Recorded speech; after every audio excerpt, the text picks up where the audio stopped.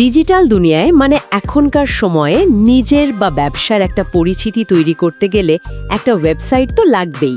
এটা প্রায় অপরিহার্য হয়ে গেছে। একদম। কিন্তু অনেকেরই মানে একটা ধারণা আছে যে ওয়েবসাইট বানাতে গেলেই বুঝি কোডিং জানতে হয়, বেশ কঠিন কাজ। হ্যাঁ, এই ধারণাটা অনেকের মধ্যেই আছে। এখানেই কিন্তু ওয়ার্ডপ্রেসের মতো প্ল্যাটফর্মগুলো মানে খুব সাহায্য করে। আর সেই ওয়ার্ডপ্রেস সাইটকে নিজের মতো করে গুছিয়ে তোলার যে দক্ষতা, মানে থিম কাস্টমাইজেশন, সেটা জানা থাকলে কিন্তু দারুণ সব সম্ভাবনার দরজা খুলে যেতে পারে।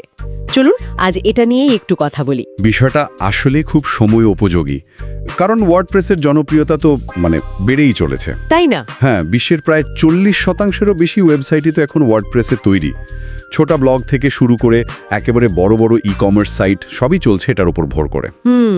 আর যেহেতু প্রায় সবাই চায় তাদের ওয়েবসাইটটা দেখতে একটু অন্য রকম হোক, একটা নিজস্ব স্টাইল থাকুক, ঠিক সেই জায়গাতেই থিম কাস্টমাইজেশনের চাহিদাটা তৈরি হচ্ছে। আচ্ছা, তাহলে আজকের আলোচনায় আমরা একটু বোঝার চেষ্টা করব যে এই ওয়ার্ডপ্রেস থিম কাস্টমাইজেশন ব্যাপারটা আসলে কি, এটা কেন এত গুরুত্বপূর্ণ হয়ে উঠছে দিন দিন, এর জন্য ঠিক কি কি দক্ষতা লাগে, আর অবশ্যই সবচেয়ে জরুরি যেটা, এই দক্ষতা কাজে লাগিয়ে কিভাবে নিজের জন্য একটা আয়ের পথ তৈরি করা যায়।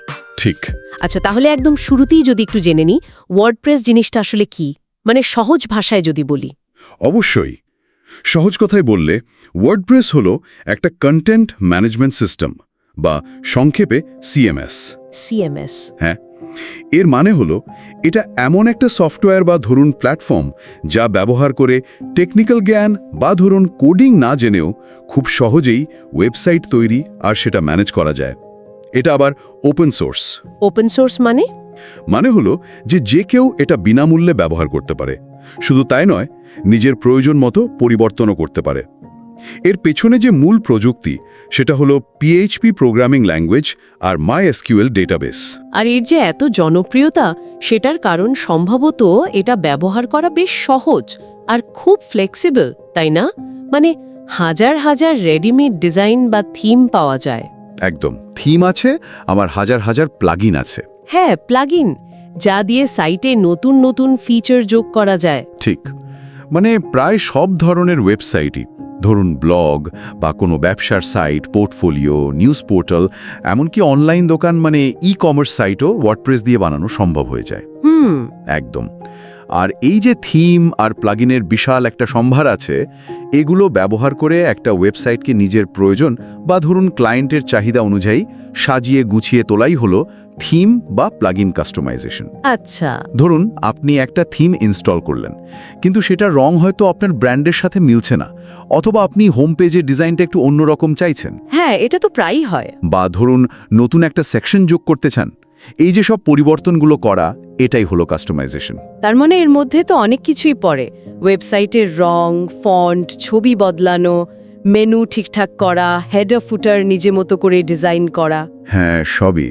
আবার এই যে এলিমেন্টারের মতো পেজ বিল্ডার ব্যবহার করে একদম নতুন পেজ বা সেকশন তৈরি করা, এটাও কি এর অংশ? অবশ্যই। পেজ বিল্ডারগুলো, বিশেষ করে এলিমেন্টার, কাস্টমাইজেশন প্রক্রিয়াটাকে তো অনেক সহজ করে দিয়েছে। এগুলো দিয়ে আসলে কোডিং ছাড়াই শুধু মাউস দিয়ে টেনে এনে ড্র্যাগ এন্ড ড্রপ করে বিভিন্ন এলিমেন্ট বসিয়ে সুন্দর পেজ ডিজাইন করা যায়। দারুণ তো। তবে হ্যাঁ, কাস্টমাইজেশন কিন্তু শুধু ডিজাইন পরিবর্তন করাই না। কখনো কখনো নির্দিষ্ট কোনো ফাংশনালিটি যোগ করা বা ধরুন পরিবর্তন করারও দরকার হতে পারে, যার জন্য হয়তো কিছু প্লাগইন কনফিগার করতে হয়, বা খুব ছোটখাটো পরিবর্তনের জন্য একটু CSS কোডও লেখার দরকার হতে পারে। ও আচ্ছা। মূল লক্ষ্যটা হলো ওয়েবসাইটটাকে কার্যকরী আর দেখতে আকর্ষণীয় করে তোলা, যা ভিজিটরের অভিজ্ঞতাকে ভালো করবে। এই যে ওয়েবসাইটকে ইউনিক আর প্রফেশনাল করে তোলার যে দরকারটা, এটাই কি কাস্টমাইজেশনের চাহিদাকে এত বাড়িয়ে দিচ্ছে? সন্দেহ নেই, কারণটা তো খুব পরিষ্কার, তাই না? অনলাইনে লক্ষ লক্ষ ওয়েবসাইট। হ্যাঁ, ঠিক। এর মধ্যে নিজের সাইটটাকে যদি আলাদা করে চেনানো না যায়, তাহলে ভিজিটর ধরে রাখা তো কঠিন। ছোট ব্যবসা হোক বা বড় কর্পোরেশন, সবাই চায় তাদের অনলাইন উপস্থিতিটা যেন তাদের ব্র্যান্ডের পরিচয়টা ঠিকঠাক তুলে ধরে, দেখতে যেন তেন না হয়। সেটাই। আর ঠিক এই কারণেই দক্ষ ওয়ার্ডপ্রেস কাস্টমাইজারদের চাহিদা বাড়ছে। শুধু আন্তর্জাতিক মার্কেটপ্লেস যেমন ফাইভার বা আপওয়ার্কে না, লোকাল মার্কেটেও তো অনেক চাহিদা, তাই না? হ্যাঁ, একদম। লোকাল মার্কেটেও এর প্রচুর চাহিদা। তার মানে ভালোভাবে এই স্কিলটা যদি কেউ শেখে, কাজের অভাব হওয়ার কথা নয়। কিন্তু প্রশ্ন হলো, একজন ভালো কাস্টমাইজার হতে গেলে ঠিক কি কি জানা দরকার? অনেকে হয়তো ভাবেন পেজ বিল্ডার থাকলে তো আর কোডিং জানার দরকার নেই। দেখুন, এই ধারণাটা পুরোপুরি ঠিক না। পেজ বিল্ডার অবশ্যই কাজ অনেক সহজ করে দেয়, সত্যি। কিন্তু কিছু জায়গায় গিয়ে আটকে গেলে, বা ধরুন খুব নির্দিষ্ট কোনো ডিজাইন যদি করতে চান, তখন বেসিক HTML আর CSS জানাটা কিন্তু খুব জরুরি। HTML আর CSS? হ্যাঁ, HTML হলো ধরুন ওয়েবসাইটের কঙ্কাল বা স্ট্রাকচারটা, আর CSS হলো তার স্টাইল বা সাজসজ্জা। ধরুন আপনি একটা বাটনের কোণা একটু গোল করতে চান, বা দুটো সেকশনের মাঝখানের ফাঁকা জায়গাটা সামান্য কমাতে চান, পেজ বিল্ডারের অপশনে হয়তো সেটা নেই। হ্যাঁ, এরকম হয়। তখন ছোট্ট এক লাইন CSS কোড লিখেই কাজটা করে ফেলা যায়। তাই HTML CSS এর বেসিক ধারণা থাকাটা আপনাকে কিন্তু বেশ খানিকটা এগিয়ে রাখবে। বোঝা গেল। তাহলে HTML CSS এর বেসিক জ্ঞানটা দরকার। এরপর সবচেয়ে গুরুত্বপূর্ণ হলো ওয়ার্ডপ্রেস ড্যাশবোর্ড, বা যেটাকে অ্যাডমিন প্যানেল বলি, সেটা সম্পর্কে একটা পরিষ্কার ধারণা থাকা। কন্ট্রোল প্যানেলটা। হ্যাঁ, এটাই হলো আপনার ওয়েবসাইটের কন্ট্রোল সেন্টার। এখান থেকেই তো আপনি থিম ইনস্টল করবেন, প্লাগইন ম্যানেজ করবেন, নতুন পেজ বা পোস্ট তৈরি করবেন, মেনু সাজাবেন, ইউজারদের কন্ট্রোল করবেন, সাইটের সেটিংস বদলাবেন। মানে ড্যাশবোর্ডের প্রত্যেকটা অপশন কোথায় আছে, কোনটা দিয়ে কি কাজ হয়, এটা ভালোভাবে জানা না থাকলে কাজ করতে গিয়ে বেশ হোঁচট খেতে হবে। আর পেজ বিল্ডারের কথা তো আগেই বলছিলেন। এলিমেন্টার এখন খুব জনপ্রিয়। এটা কি ভালোভাবে শেখাটা খুব দরকারি? অবশ্যই দরকারি। এলিমেন্টারের মতো পেজ বিল্ডারগুলো, বিশেষ করে এর ফ্রি এবং প্রো ভার্সন দুটোই ব্যবহার করতে জানলে আপনি কোডিং প্রায় ছাড়াই দারুণ সব ডিজাইন তৈরি করতে পারবেন। বাহ! সেকশন, কলাম, বিভিন্ন উইজেট যেমন টেক্সট, ইমেজ, বাটন, ফর্ম, এগুলো ব্যবহার করে পেজ সাজানো, এমনকি অ্যানিমেশন যোগ করা, এগুলো ভালোভাবে আয়ত্ত করতে পারলে কাস্টমাইজেশনের কাজটা সত্যি অনেক সহজ হয়ে যায়। তবে হ্যাঁ, শুধু টুলস ব্যবহার করতে জানাই কিন্তু যথেষ্ট নয়, একটা ভালো ডিজাইন সেন্স থাকাও জরুরি। ঠিক, দেখতে সুন্দর হতে হবে। আচ্ছা, একটা টেকনিক্যাল টার্ম প্রায় শুনি, চাইল্ড থিম। এটা আসলে কি আর এটা কেন জরুরি? ঠিক, এটা খুবই গুরুত্বপূর্ণ একটা কনসেপ্ট, বিশেষ করে যারা থিমের কোডে সামান্য হলেও পরিবর্তন আনতে চান তাদের জন্য। ও আচ্ছা।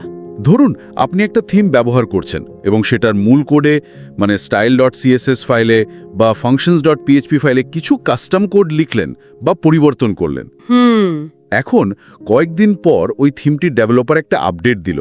আপনি যেই থিমটা আপডেট করবেন, আপনার করা সব পরিবর্তন কিন্তু মুছে যাবে। সর্বনাশ! হ্যাঁ, এই ভয়ঙ্কর পরিস্থিতি এড়ানোর জন্যই চাইল্ড থিম ব্যবহার করা হয়। চাইল্ড থিম হলো মূল থিমের একটা সাব থিম বা কপি বলতে পারেন, যেটা মূল থিমের সব বৈশিষ্ট্য ইনহেরিট করে, মানে পেয়ে যায়। আচ্ছা। আপনি আপনার সব কাস্টমাইজেশন, যেমন কাস্টম CSS বা কোনো ফাংশন, এগুলো চাইল্ড থিমে যোগ করবেন। ফলে মূল থিম আপডেট হলেও আপনার কাস্টমাইজেশনগুলো একদম নিরাপদ থাকবে। এটা একটা প্রফেশনাল প্র্যাকটিস। তার মানে নিরাপদে কাস্টমাইজেশন করার জন্য চাইল্ড থিম ব্যবহার করা উচিত। বুঝলাম। আচ্ছা, অনেক সময় তো ক্লায়েন্টের আরও কিছু নির্দিষ্ট চাহিদা থাকে, যেমন ধরুন বিশেষ কোনো ইন্টারঅ্যাক্টিভ ফিচার যোগ করা দরকার। সেক্ষেত্রে কি আরও অ্যাডভান্সড কিছু জানার প্রয়োজন হয়? হ্যাঁ, কিছু কিছু ক্ষেত্রে হতে পারে। যেমন সাইটে যদি খুব জটিল কোনো অ্যানিমেশন বা ধরুন ইন্টারঅ্যাক্টিভিটি যোগ করতে হয়, তখন জাভাস্ক্রিপ্ট বা এর একটা জনপ্রিয় লাইব্রেরি আছে, jQuery, সেটার বেসিক ধারণা কাজে আসতে পারে। ও, তবে সত্যি বলতে কি, বেশিরভাগ সাধারণ কাস্টমাইজেশন কাজের জন্য HTML, CSS, ওয়ার্ডপ্রেস ড্যাশবোর্ড আর একটা ভালো পেজ বিল্ডার যেমন এলিমেন্টার ভালোভাবে জানাই যথেষ্ট। জাভাস্ক্রিপ্ট বা jQuery জানাটা হলো একটা অতিরিক্ত যোগ্যতা, যা আপনাকে আরও জটিল বা বড় প্রজেক্টে কাজ করতে সাহায্য করবে। এত কিছু শুনে হয়তো কারো কারো মনে হতে পারে শেখাটা বেশ কঠিন, বিশেষ করে যাদের আগে থেকে কোনো টেকনিক্যাল বা কোডিং অভিজ্ঞতা নেই। তাদের জন্য পথটা কেমন হবে? সত্যি বলতে ওয়ার্ডপ্রেস কাস্টমাইজেশন শেখাটা এখন কিন্তু আগের চেয়ে অনেক সহজ, কারণ এর জন্য প্রচুর রিসোর্স আছে, অনলাইন টিউটোরিয়ালস, ব্লগস, ফোরাম, আর শেখার প্রক্রিয়াটাও অনেক গোছানো। সবচেয়ে বড় কথা হলো, শুরু করার জন্য আপনাকে প্রোগ্রামিং গুরু হতে হবে না। এটাই স্বস্তির। হ্যাঁ, প্রয়োজন হলো শেখার আগ্রহ, ধৈর্য ধরে প্র্যাকটিস করার মানসিকতা আর একটা সঠিক গাইডলাইন। এই সঠিক গাইডলাইনের বিষয়টা কিন্তু খুব গুরুত্বপূর্ণ, কারণ নিজে নিজে শিখতে গেলে অনেক সময় ভুল পথে চলে যাওয়ার বা হয়তো জরুরি বিষয়গুলো এড়িয়ে যাওয়ার একটা সম্ভাবনা থাকে। এখানেই কি একটা ভালো স্ট্রাকচার্ড কোর্সের ভূমিকা আসে? একদম তাই। একটা ভালো স্ট্রাকচার্ড কোর্স যেখানে একেবারে শুরু থেকে ধাপে ধাপে সবকিছু শেখানো হয়, সেটা নতুনদের জন্য খুবই উপকারী হতে পারে। ধরুন এমএসবি একাডেমির কথাই যদি বলি, ওদের WordPress theme and plugin customization master class কোর্সটা আছে। হ্যাঁ, শুনেছি কোর্সটার কথা। ওটা কিন্তু এমনভাবে ডিজাইন করা হয়েছে যাতে কোডিং না জানা বা খুব কম জানা যে কেউ শুরু করতে পারে। একেবারে থিম ইনস্টল করা থেকে শুরু করে প্রয়োজনীয় প্লাগইন ব্যবহার, এলিমেন্টার দিয়ে আকর্ষণীয় পেজ ডিজাইন করা, ক্লায়েন্টের চাহিদা অনুযায়ী কাস্টমাইজেশন করা, এমনকি চাইল্ড থিম তৈরি করা, সবকিছুই হাতে কলমে শেখানো হয়। এটা তো খুবই ভালো, প্র্যাকটিক্যাল লার্নিং। হ্যাঁ, প্রজেক্ট ভিত্তিক, শুধু থিওরি শুনে যাওয়া নয়, আপনি নিজে ওয়েবসাইট তৈরি করে করে শিখবেন। এই কোর্সের আর কি কি বৈশিষ্ট্য আছে যা শেখার প্রক্রিয়াটাকে সহজ করে তুলতে পারে? বেশ কয়েকটা ভালো দিক আছে। প্রথমত যেটা বললাম, প্রজেক্ট ভিত্তিক। দ্বিতীয়ত, আপনি লাইফ টাইম অ্যাক্সেস পাবেন, একবার কিনলে আজীবন কোর্সের মেটেরিয়াল ব্যবহার করতে পারবেন, আর ভবিষ্যতে কোনো আপডেট এলে সেটাও বিনামূল্যে পাবেন। বাহ, এটা দারুণ সুবিধা। আর আমার মনে হয় সবচেয়ে গুরুত্বপূর্ণ সেটা হলো ডেডিকেটেড সাপোর্ট। শিখতে গিয়ে কোথাও আটকে গেলে বা কোনো প্রশ্ন থাকলে প্রাইভেট ফোরামে সরাসরি মেন্টরের সাহায্য পাওয়া যায়। এই সাপোর্ট সিস্টেমটা নতুনদের জন্য কিন্তু বিশাল একটা পাওয়া। এটা সত্যিই দারুণ, কারণ একা একা শিখতে গেলে আটকে গেলে খুব ফ্রাস্ট্রেশন লাগে। সাপোর্ট পেলে আত্মবিশ্বাসটা অনেক বেড়ে যায়। আচ্ছা, এবার ধরে নিলাম কেউ এই দক্ষতাগুলো অর্জন করলো, হয়তো এমএসবি একাডেমির এই কোর্সটা করেই ভালোভাবে শিখল। এবার সে আয় করতে চায়, কি কি উপায়ে আয় করা সম্ভব? আয়ের কিন্তু বেশ কয়েকটা পথ খোলা আছে। সবচেয়ে পরিচিত পথ হলো ফ্রিল্যান্সিং মার্কেটপ্লেসগুলো, যেমন ফাইভার। হ্যাঁ, ওখানে আপনি নির্দিষ্ট সার্ভিস প্যাকেজ বা গিগ তৈরি করতে পারেন। যেমন, আমি আপনার ওয়ার্ডপ্রেস সাইটের হোম পেজ ডিজাইন করে দেব, বা আমি আপনার থিম কাস্টমাইজ করে মোবাইল ফ্রেন্ডলি করে দেব, এরকম আর কি। আর আপওয়ার্ক? হ্যাঁ, আপওয়ার্কের মতো প্ল্যাটফর্মে ক্লায়েন্টরা সরাসরি প্রজেক্ট পোস্ট করে, আপনি সেখানে কাজের জন্য আবেদন বা প্রপোজাল পাঠাতে পারেন। এখানে ছোট বড় বিভিন্ন বাজেটের নানা ধরনের প্রজেক্ট পাওয়া যায়। ব্লগ কাস্টমাইজেশন, থিম অপটিমাইজেশন, পুরো বিজনেস ওয়েবসাইট তৈরি, অনেক কিছুই। মার্কেটপ্লেসের বাইরেও তো সুযোগ আছে, তাই না? যেমন লোকাল ক্লায়েন্টদের খুঁজে বের করা। অবশ্যই আছে। আমাদের আশেপাশেই তো কত ছোট ব্যবসা, দোকান, রেস্টুরেন্ট, ডাক্তার, আইনজীবী, কোচিং সেন্টার আছে, যাদের হয়তো একটা ভালো ওয়েবসাইট প্রয়োজন। ঠিক। তাদের কাছে সরাসরি পৌঁছানো বা পরিচিতদের মাধ্যমে কাজ পাওয়াটা একটা দারুণ উপায় হতে পারে। আর লোকাল ক্লায়েন্টদের সাথে কাজ করার একটা সুবিধা হলো, ভালো সম্পর্ক তৈরি হলে অনেক সময় দীর্ঘমেয়াদী কাজ পাওয়ার সম্ভাবনা থাকে। যেমন ধরুন ওয়েবসাইট মেইনটেনেন্সের কাজ। হ্যাঁ, রেগুলার ইনকাম। ঠিক। এছাড়াও ফেসবুকের বিভিন্ন বিজনেস গ্রুপ বা ফ্রিল্যান্সিং গ্রুপে নিজের সার্ভিস প্রমোট করেও কিন্তু ক্লায়েন্ট পাওয়া যায়। আর নিজের একটা পোর্টফোলিও ওয়েবসাইট থাকাটা কতটা জরুরি এই ক্ষেত্রে? আমি বলবো অত্যন্ত জরুরি। এটা আপনার অনলাইন শোরুমের মতো। আপনি কি কাজ করেন, আপনার কাজের মান কেমন, সেটা ক্লায়েন্টকে দেখানোর সবচেয়ে ভালো উপায় হলো একটা প্রফেশনাল পোর্টফোলিও সাইট। এখানে আপনার সেরা কাজগুলোর কিছু নমুনা, ক্লায়েন্টদের ভালো ফিডব্যাক বা প্রশংসাপত্র, আপনার সার্ভিস প্যাকেজ কি আছে, সবকিছু গুছিয়ে রাখতে পারেন। একটা ভালো পোর্টফোলিও আপনার বিশ্বাসযোগ্যতা অনেক বাড়িয়ে দেয় এবং সরাসরি ক্লায়েন্ট পেতেও কিন্তু খুব সাহায্য করে। আর মজার ব্যাপার হলো, এমএসবি একাডেমির কোর্সে শেখা দক্ষতাগুলো ব্যবহার করেই তো দারুণ একটা পোর্টফোলিও সাইট বানিয়ে ফেলা যায়। একদম, নিজের জন্যই প্রথম প্রজেক্ট হতে পারে এটা। তার মানে ফ্রিল্যান্সিং, লোকাল ক্লায়েন্ট, পোর্টফোলিও, এগুলো হলো মূল উপায়। আচ্ছা, ওয়েবসাইট বানিয়ে বিক্রি করার যে একটা ট্রেন্ড আছে না, ওয়েবসাইট ফ্লিপিং, সেটা কেমন? সেটাও একটা উপায়, যাকে বলে ওয়েবসাইট ফ্লিপিং। আপনি হয়তো কোনো একটা নির্দিষ্ট বিষয়ের উপর, যেমন ধরুন পোষা প্রাণী বা ভ্রমণ বিষয়, একটি সুন্দর তথ্যবহুল ওয়ার্ডপ্রেস সাইট তৈরি করলেন। কিছু প্রাথমিক কন্টেন্ট দিলেন, হয়তো কিছু অ্যাফিলিয়েট লিঙ্কও যোগ করলেন। তারপর ফ্লিপার মতো কিছু মার্কেটপ্লেস আছে, সেখানে সাইটটি বিক্রির জন্য লিস্ট করলেন। যারা দ্রুত একটা চালু ওয়েবসাইট চান, তারা অনেক সময় এগুলো কিনে নেন। তবে এটা একটু অ্যাডভান্স লেভেলের কাজ। আগে কাস্টমাইজেশনে ভালো দক্ষতা অর্জন করাটা জরুরি। বুঝলাম। আর ডিজিটাল মার্কেটিং এজেন্সিগুলোর সাথে কাজ করার সুযোগ কেমন থাকে? এটাও বেশ ভালো একটা পথ হতে পারে। অনেক ডিজিটাল মার্কেটিং এজেন্সি তাদের ক্লায়েন্টদের জন্য ওয়েবসাইট তৈরি বা কাস্টমাইজেশনের সার্ভিস অফার করে। তারা প্রায়শই দক্ষ ফ্রিল্যান্স কাস্টমাইজার খোঁজে প্রজেক্ট ভিত্তিতে কাজ করার জন্য। কিছু ভালো এজেন্সির সাথে ভালো সম্পর্ক তৈরি করতে পারলে নিয়মিত কাজ পাওয়ার সম্ভাবনা থাকে। তাহলে দেখা যাচ্ছে আয়ের পথ কিন্তু অনেকগুলোই খোলা আছে, শুধু মার্কেট প্লেসের উপর নির্ভর না করলেও চলে। না, একদমই না। এই স্কিলটার ভবিষ্যৎ কেমন মনে হচ্ছে? টেকনোলজি তো খুব দ্রুত বদলাচ্ছে, এআই আসছে, এই স্কিলটা কি টিকে থাকবে? দেখুন, ওয়ার্ডপ্রেস থিম কাস্টমাইজেশনের ভবিষ্যৎ নিয়ে আমি ব্যক্তিগতভাবে খুবই আশাবাদী। যতদিন ইন্টারনেটে ওয়েবসাইট থাকবে ততদিন সেগুলোকে সুন্দর, কার্যকরী এবং ইউনিক রাখার চাহিদা তো থাকবেই। তা তো বটেই। আর ওয়ার্ডপ্রেসের ব্যবহার যেহেতু কমছে না বরং বাড়ছেই, তাই এর কাস্টমাইজারদের চাহিদাও বাড়বে বলেই মনে হয়। আর এআই বা অটোমেশনের কথা যদি বলেন, হ্যাঁ, এটা সত্যি যে কিছু টুলস হয়তো ডিজাইন প্রসেসকে সহজ করবে বা কিছু বেসিক কাজ অটোমেট করবে। কিন্তু ক্লায়েন্টের নির্দিষ্ট চাহিদা বোঝা, তার ব্র্যান্ডের ফিলোসফির সাথে মিলিয়ে একটা সৃজনশীল ডিজাইন করা, সূক্ষ্ম সমস্যাগুলো খুঁজে বের করে সমাধান করা, এই কাজগুলোতে মানুষের বিচক্ষণতা, রুচিবোধ আর অভিজ্ঞতার প্রয়োজন কিন্তু থেকেই যাবে। তাই দক্ষ কাস্টমাইজারদের চাহিদা কমার সম্ভাবনা আমার কমই মনে হয়। তার মানে যারা এই দক্ষতাটা ভালোভাবে অর্জন করবে তারা কিন্তু ডিজিটাল বিশ্বে নিজেদের জন্য একটা বেশ শক্ত জায়গা তৈরি করে নিতে পারবে। অবশ্যই। এটা শুধু ফ্রিল্যান্সিং বা চাকরির জন্যই নয়, হয়তো ভবিষ্যতে নিজের একটা ওয়েব ডিজাইন বা কাস্টমাইজেশন এজেন্সি খোলার মতো উদ্যোগ নেওয়ার জন্য একটা দারুণ ভিত্তি হতে পারে। একদম।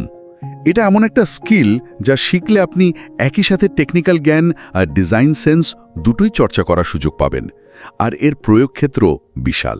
তাহলে পুরো আলোচনাটা যদি এক কথায় বা দুই কথায় সারসংক্ষেপ করি, ওয়ার্ডপ্রেস থিম কাস্টমাইজেশন একটা অত্যন্ত দরকারি, মানে সময়োপযোগী ডিজিটাল স্কিল। এটা তুলনামূলকভাবে সহজে শেখা যায়, এমনকি যাদের কোডিং ব্যাকগ্রাউন্ড নেই তারাও শুরু করতে পারে। এর চাহিদা দেশে এবং বিদেশে প্রচুর, এবং এটা শিখে নানা উপায়ে আয় করা সম্ভব। প্রয়োজন শুধু শেখার ইচ্ছে, নিয়মিত অনুশীলন আর একটু ধৈর্য। একটা বিশেষ জায়গা, একটা ইউনিক সেলিং পয়েন্ট তৈরি করার উপায় কি হতে পারে?